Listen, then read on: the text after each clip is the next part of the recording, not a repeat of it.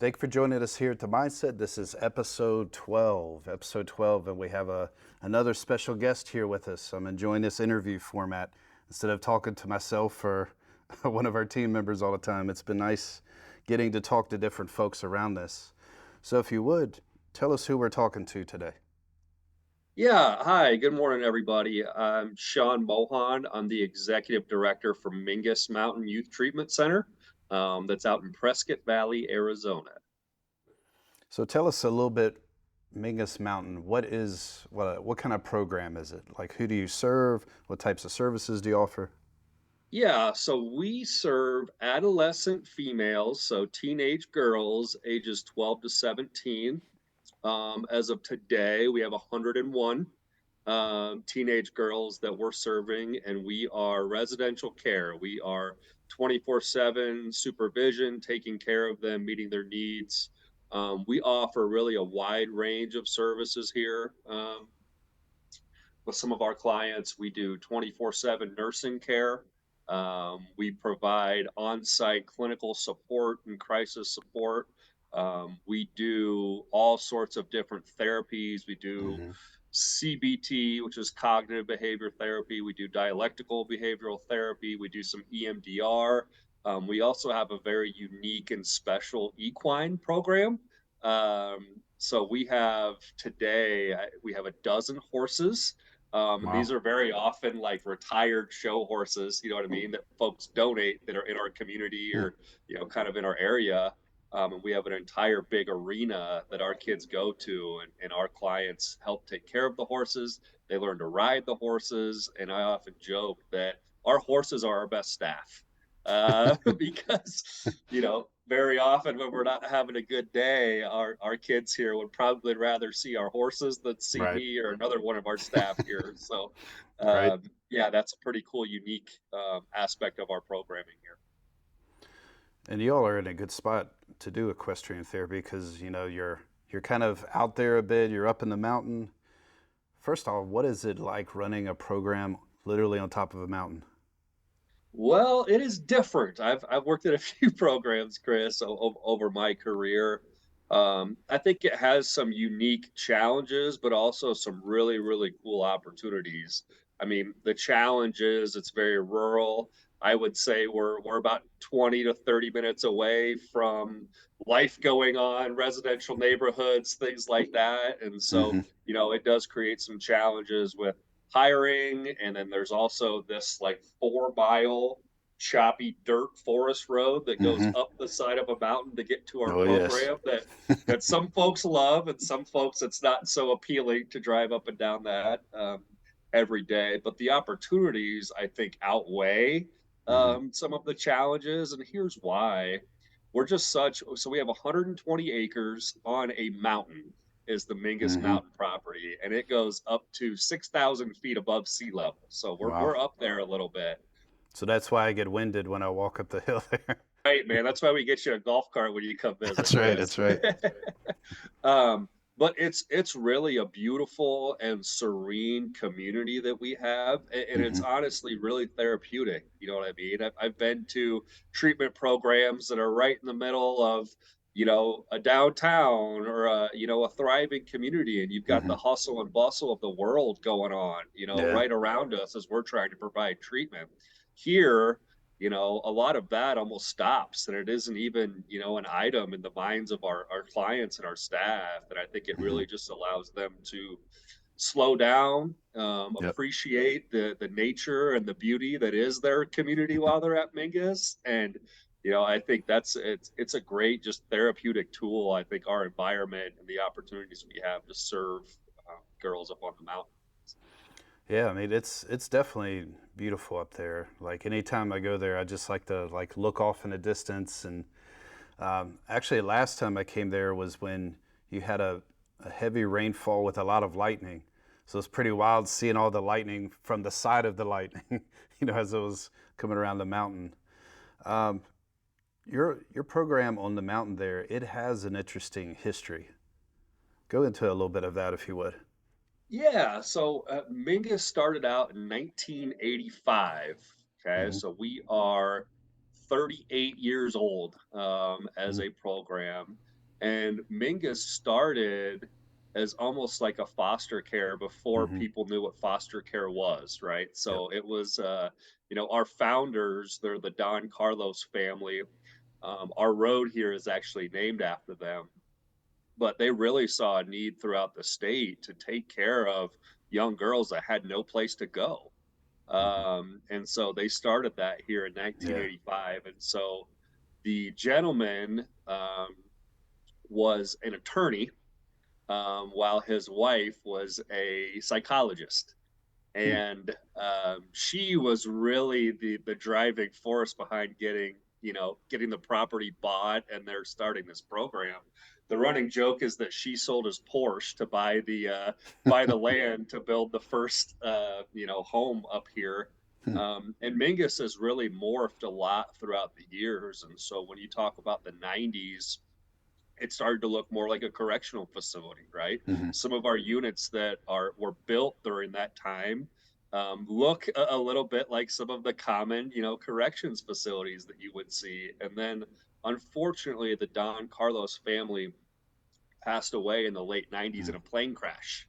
Oh They were wow. on the way back up here from Mexico. And they were house parents. They lived here. They lived Hmm. on campus. They ran all the day-to-day operations and really had everything set up for them to run it. And there wasn't a lot of other folks here that were ready to do that, here in the late Hmm. 90s. So Mingus went through some really challenging times in the late 90s and early 2000s. And then I would say for kind of the last 20 years, it looked like at the beginning from a kind of an old school, I'll use that term, Yeah. residential facility, and then morphed into, what we strive to be is the most trauma informed version of ourselves today. And so Hmm. that's a little bit of the history. But yeah, we've been in this community for over 30 years, and lots of different, capacities. So let me ask you. I was reading through your case study this morning. 70%, 77% reduction staff injuries, which is always great. Cultural shift, 86% reduction in restraint use. Before I get into that aspect with Mingus, if you would tell us a little bit about your journey. Like, what was your experience, different, I guess, methods and all you've been through over the years in this field? What brought you to Carew, and just kind of your own personal journey with it? Yeah, so I've been in our field. This is my 14th year. I started as a direct care staff member, putting kids on the phone with grandma and running activities and Hmm. groups and things like that, teaching kids how to do laundry, all that sorts of stuff. And really, where I started is I think, a time when we thought we had it figured out. I think we thought we were pretty good. You know what I mean? We were very, very everything was behavior driven, and my Yeah. my job was to modify behavior all day long. Hmm. Right? It was go around and you're the behavior person, and Hmm. there was a lot of different strategies back then with how we did that. I remember it like it was yesterday, Chris. I was running a program in Michigan.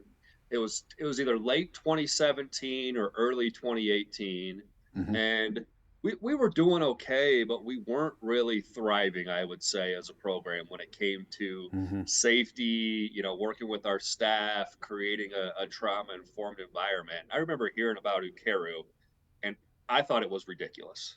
I remember, so what? Are we going to become like SWAT team members or like Captain Right. America walking Right. Right. around with these shields and whatever Hmm. you see like on CSI, right? The SWAT teams coming in with Right. Right. shields to the home, getting in there. And I remember just thinking it was the craziest thing in the world. And right away it's all about the pads, right? Like when you Yeah. first hear about it, that's the only thing that you think of when you think of Ukeru right away. At least that was my experience. And so Hmm. I remember it was my supervisor at the time. His name's Randy Copus. Him and I had talked about it. I think we shared some of the same initial feelings, but we're like, Hmm. Okay, well, let's go check this out somewhere. Okay, let's go take a look at it and just Yeah. see, what this is, because we were hearing from our organization like, hey, this is something we might want to, jump into. And so we went down to a program in Iowa, and saw what Ukeru was doing and some of the results that they were seeing. And then, you know, I remember having you guys out to the program kind of for our initial Hmm. consult and training days and things like that, and just really learning that it's so much more than just those blue pads, and it's not Right. walking around like a SWAT team member with a shield, and yeah, that's kind of where it all started, and then really we've morphed, and it's I would say too right away when we implemented it. So I got to Mingus in the middle of 2020. Hmm. So we've got the pandemic going on, kind Fun of at its times. peak. Yeah, no, Mingus was really hit like a ton of bricks Hmm. with the COVID pandemic too. And I mean, we're congregate care, we're a community, we're around Right. each other. Right. Distancing and isolation aren't really a thing when it comes to these Hmm. types of programs, right? Nope. And so, we were coming into that, and I think we were having just all sorts of challenges and trying to manage the pandemic as a program when it comes Hmm. to our clients, our staff. What how restrictive do we need to be? What does this look like? And so Ukeru was really a little bit of an afterthought. Hmm. Everything coming in was just how do we figure out this pandemic, and are we going to survive our way through it? Um, and then I would say, once we you know once we started to figure that out a little bit and the program started to become a little bit more healthy is when we Hmm. really stepped on the gas with Ucaro. So it was here, when I got here, but it Yeah. wasn't like it was just those pads that sit in the corner. We Hmm. we talk about them a little bit, but the utilization of it wasn't great, and so we were seeing a lot of restraints at that time. I mean, just a ridiculous amount of restraints, and everybody was in a crisis, right? Staff Yeah. were, kids were. It was a very challenging environment to work in, at that time, and even previous to me getting here. You hear some of the stories of putting everybody in the gym that didn't have COVID, and the people that had COVID went to you know what I mean? Things like Yeah. that. And so, kind of 2021 is really when we started to step on the gas when it comes to Ukeru and the fidelity of it. And I remember having a visit with Kim came out, Hmm. and Kim is amazing. If anybody has an opportunity to work with Kim Sanders, I mean, she is just Hmm. a wonderful resource and a great mentor through the Ukeru process. Yep. Um, but she came out, and whatever, she was a little bit like, you guys got a little bit of a ways to go. Hmm. We see the opportunities here, we feel like we have great team members here at Mingus, but we got to really start getting there, and that was very motivating, I think, for me and a lot of our team, and only Hmm.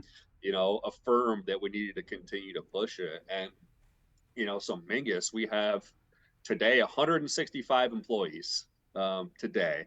So when you're, doing a culture shift and trying to really emphasize, the Ukeru Hmm. curriculum and promoting it, it's not going to happen overnight, and Hmm. so it really just took lots and lots of training, lots and lots of debriefing, lots and lots of just trial and error with it.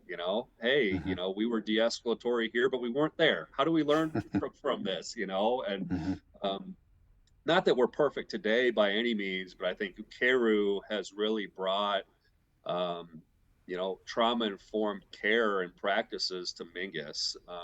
And that's from, you'll see it on the case study, one of our direct care staff. I love Hmm. to, pick her brain and talk about her because she's been in direct care for, I think it's right around 14 years, all at Mingus.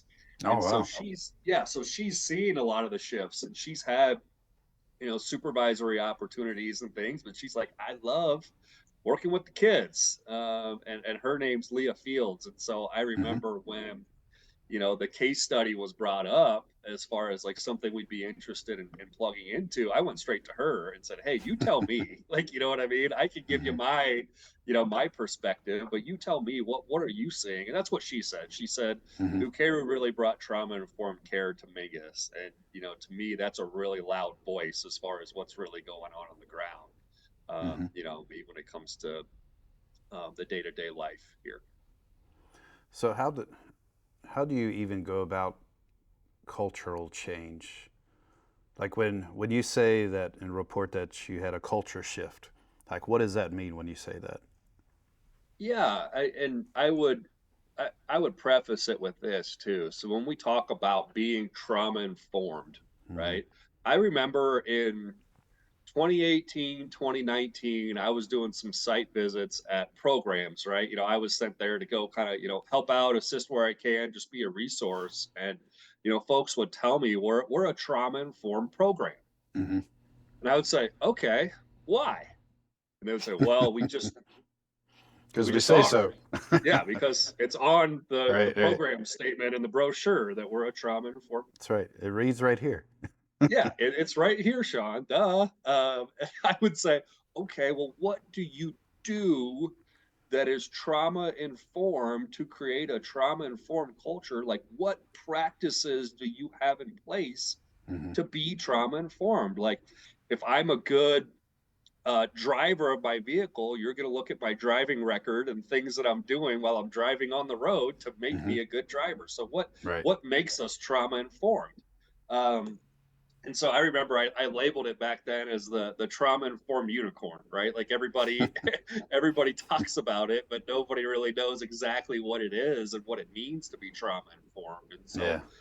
um, what I'll say is Ukeru brought for us a little bit of that roadmap to being trauma informed and what Hmm. are practical application steps to be trauma informed, Hmm. especially in crisis.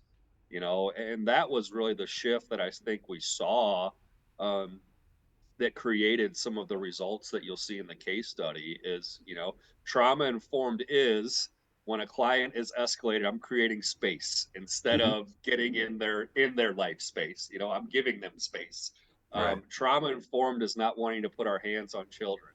Trauma Hmm. informed is giving kids an opportunity to utilize their safety plan and coping skills. Trauma informed is non coercive and non restrictive. It's not all about rules, it's about Hmm. creating opportunities for our kids to be engaged with their own safety and the safety Hmm. of the people around them.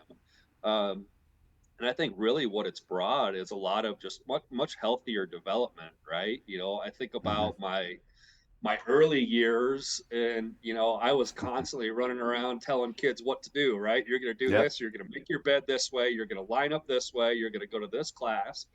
And then when they left our program, they didn't have that.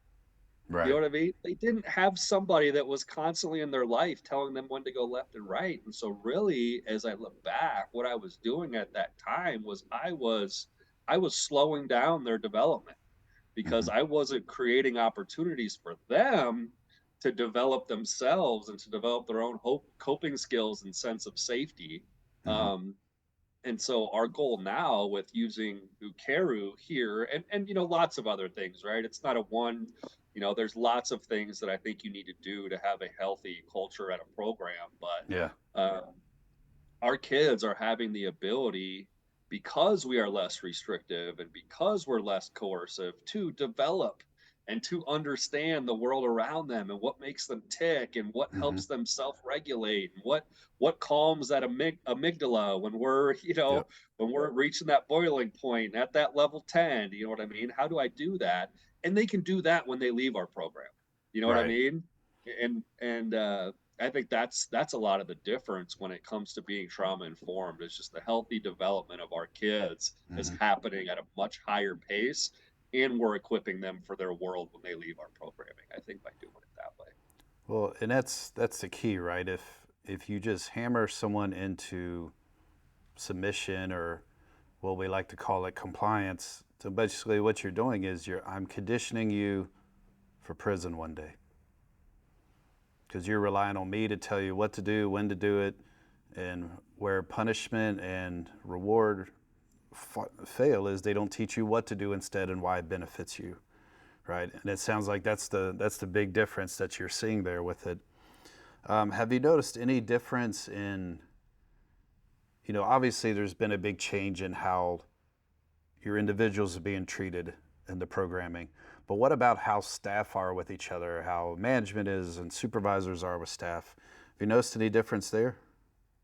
Yeah, no, absolutely. I think when we use a lot of the concepts from Ukeru with each other, with the ways that we communicate, with the ways that we allow each other to grow, you know what I mean? I Mm-hmm. remember back in the day, even the way we supervised our employees Yeah. was kind of the same way, right? Mm-hmm. It's do what I tell you or else. There was lots Mm-hmm. and lots of compliance driven things, and I think it's allowed our staff to slow down a lot too, you Mm-hmm. know what I mean? Because we have a fast-paced, dynamic environment. Our kids need to go to group. They need to go to lunch. They need to go to school. They need to get their meds. They need to, Right. do their hygiene. They need to, do their chores. All sorts of stuff.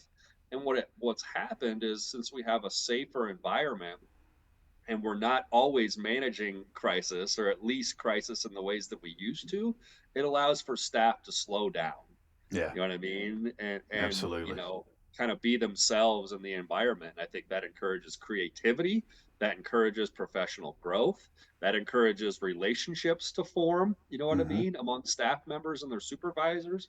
And I think that's a lot of the difference, you know what I mean, is when staff feel safe and they're able to slow themselves down in Mm-hmm. a fast-paced environment, I Yeah. think it allows them to really thrive. Awesome. Great stuff. I want to go back a little bit to the pad painting because we talking when we train folks about how different ways you can use the pads, that you can even make it an art activity on them, and some do, and there have been places that will have quite a few painted, but your facility is probably the one where like there's hundreds of pads and I can't think of one I've seen that doesn't have something different painted on it. Like, how did that start? Like, give me the genesis of that. Yeah, it was really, really organic, Chris. I think we started in 2021 where we did like a weekend group activity, right? Where Mm-hmm. every unit's gonna paint one of their pads and paint it about, something that reflects the culture of your dorm or something that you all take pride in or whatever. So it was a Mm-hmm. cool activity and our kids really loved it, right? Like the pads became their canvas. Mm-hmm. Um, and oh my goodness, some of our kids here too, Chris. I could probably go to an art show and auction off some of the Ukeru pads Mm-hmm. based on just the overall artistic skill level that a lot of our girls have. And so Yeah. I think organically we were able to tap into that side of their creativity by doing that activity. And then it just exploded from there. Mm-hmm. And so all the time there's kids that are painting pads.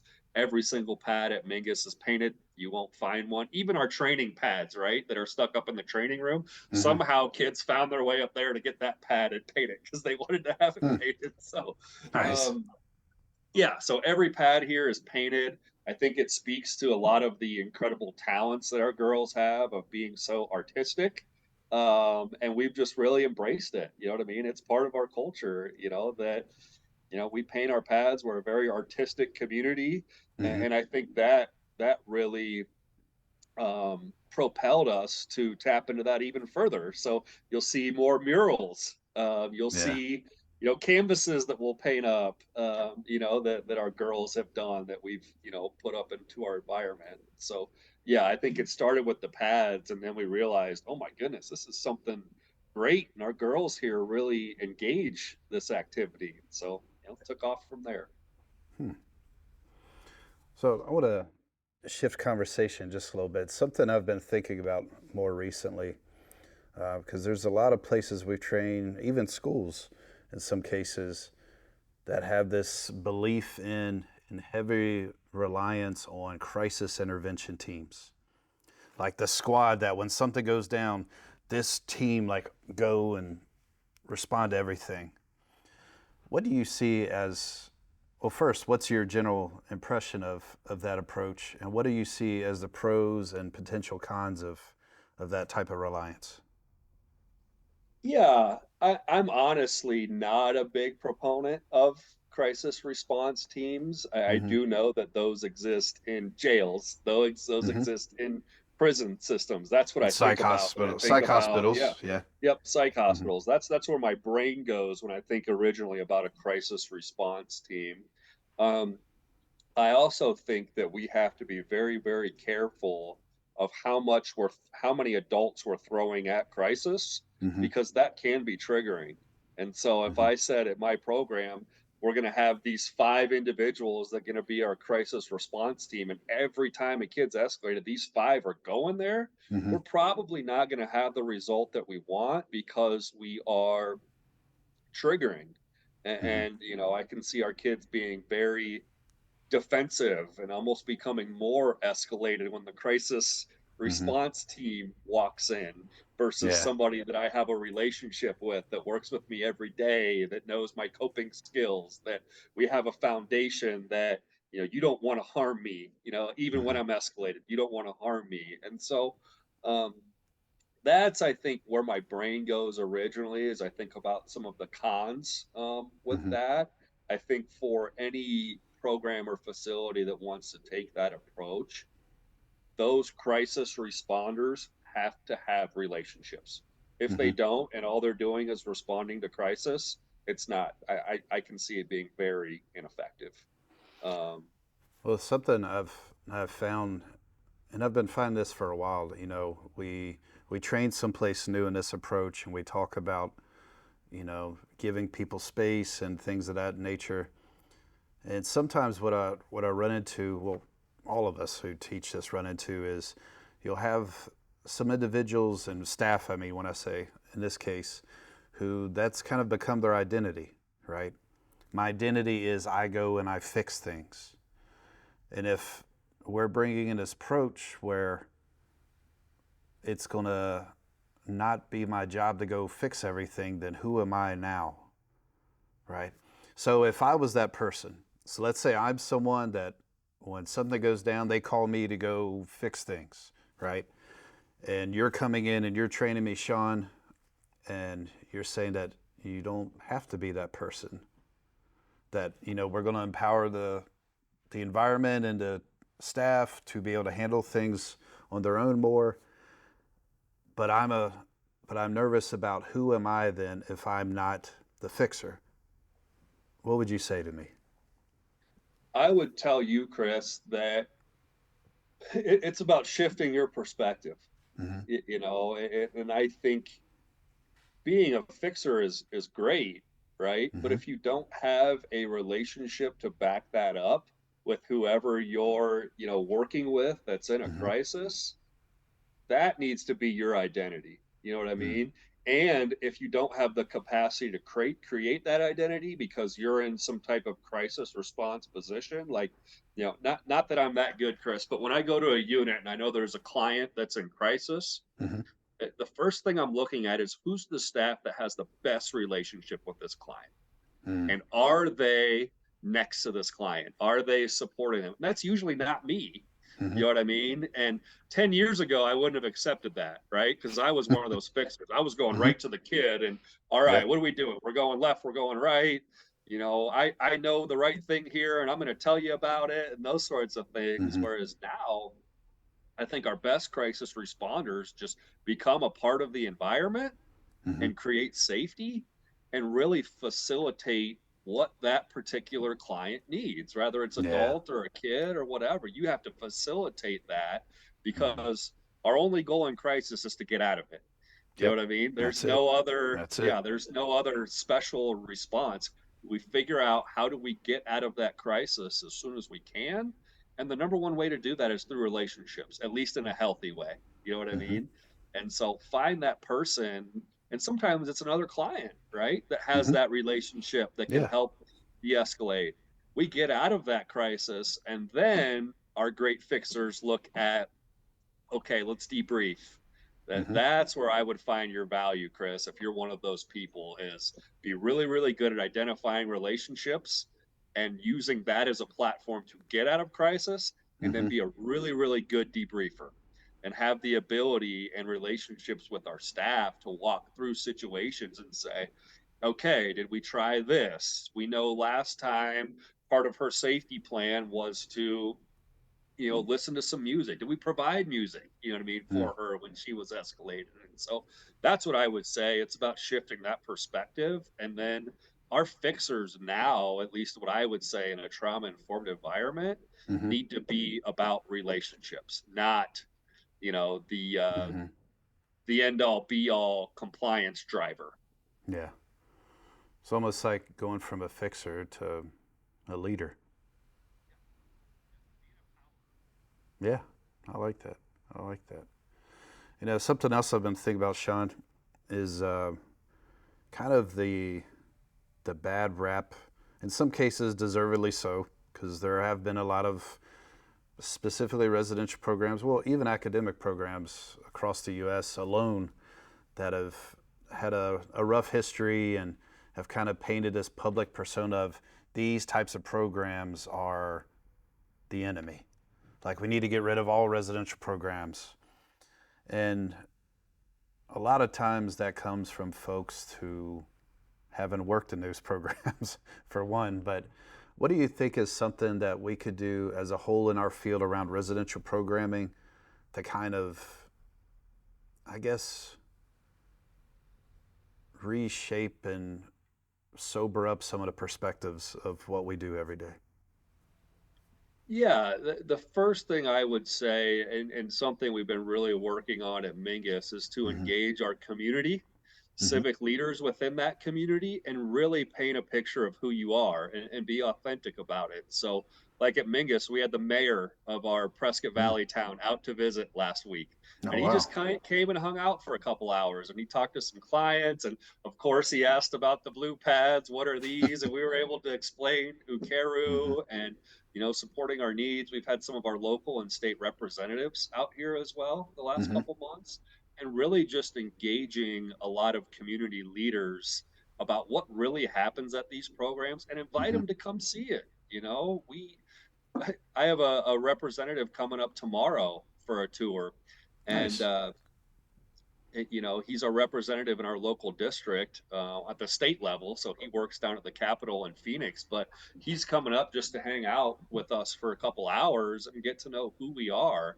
Um, Very and cool. so I think that's a great step that programs can take that are kind of stuck in that, the public perception or the community perception. And Mm-hmm. you're never going to change everybody, but go to your local community or your state and invite those people to come see what's going on at your program and to experience some of the trauma informed care that is going on. And like last week with our mayor, he sat down with a few kids, Mm-hmm. and because they're the loudest voice you can have in a program, Absolutely. right? Like, with me, I'm the program administrator, so do I have Of course, he's a going to sense say that. of, yeah, I'm going to say the right things. I'm going Right, to right. promote our program. Yep, that is what I do. And everybody's going to have that perception of me, right? Mm-hmm. Like, it doesn't matter what's really going on at Mingus. Sean's going to talk really good about it because that's Yep. his role as the Yep. program administrator, right? So that's the perception. But when Mm-hmm. when these folks get in front of our kids and they're asking them, how has Mingus helped you? How has this type of program supported you? How has it helped your family? And they're saying, oh my goodness, I've learned so many coping skills since I've been at Mingus to help me when I'm escalated. I learned that not everybody's out to get me. I learned how to build Mm-hmm. relationships with adults and with my peers, and I've learned what healthy ones look like. I've learned that people can care about me, Mm-hmm. and that it can be authentic and real for them. Like when they're hearing that from clients, I mean that's the loudest message that I think anybody can hear about our Mm. programs. And so, yeah, that would Absolutely. be my biggest advice to places: just get plugged in. And really, for us, I typed up a letter that was a formal invite to come visit, and I looked up on our local and state websites and sent them out. I said, "Hey, Mm. we'd love to have you come up for a visit. Let me know if this can fit into your schedule." And we've had, I don't know, 8 or 9 visits over the last few months with state and community leaders that Oh, are very wow. often in the public eye to just, see what we've got going on. Um, and so, yeah, our mayor posted out on his Facebook page what a wonderful visit that it was to Mingus, getting to Nice. see and experience some of what's going on. And he was a former police officer that was up here in the late '90s when Mm. this place was corrective, and So that he's was got the a good frame environment. of reference. Yeah, and so Yeah. he came from that and then came up, and he's got, I think it was almost 9,000 followers on his Facebook page, and everybody's seeing that, you know what I mean, Nice. about his experience. And so, you know, I would just say start with your local community and engage them about who you are. And these folks are also very interested in what's going on because we're providing meaningful work for members of the community as well. Yeah, So, that's true. like, the mayor was very interested in what's going on with your workforce. Where are you guys finding employees? Is there anything I can do to help? All those sorts of things, because they have an interest in the community thriving, for people to Hmm. be working and people to be having, meaningful employment. Oh, right. Absolutely. Absolutely. Well, cool. I didn't know all that. That's great.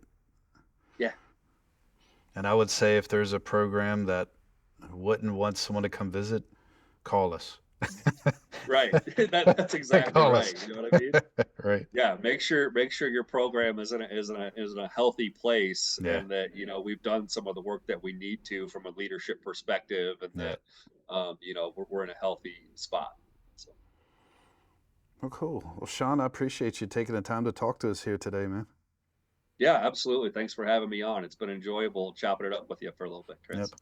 Always a pleasure. I almost came and stopped by. I was in Arizona for a week, 2 weeks ago, and actually we did the zip lines over the safari park there in Camp Verde. Oh wow, yeah, yeah, yeah. That was my first time zip lining, so that was interesting. And then we spent 2 3 hours walking through Jerome, which is right down from you. So, Yep. but I didn't know if they would want me there out of a work capacity. Next time you're out here, Chris, let us know. Come stop by and hang out for a little bit. It'd be good to see you. Cool. All right. Well, take care, Shaun. It was good talking to you. All right, thanks, Chris. And thank you all, and we'll talk to you next time.